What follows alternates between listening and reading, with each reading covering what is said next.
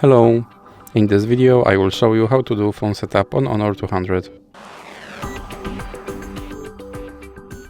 So here you have to select your language and then click Get Started. Now you can select your region and then click Next. Now you have to accept user agreements and then click Next.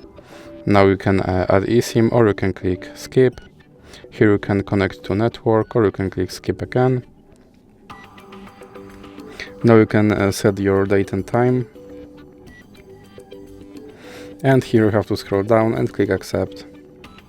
Now click Next. And here you can set a password or you can click Skip and then click Skip again. And now you can click on No Thanks. And now click Later. Click Later again. And now click on Enable and Continue. And here you can select your system navigation and then click Finish. And as you can see, my phone is now set up. So that's it for this video. If you liked it, please remember to leave a like and subscribe.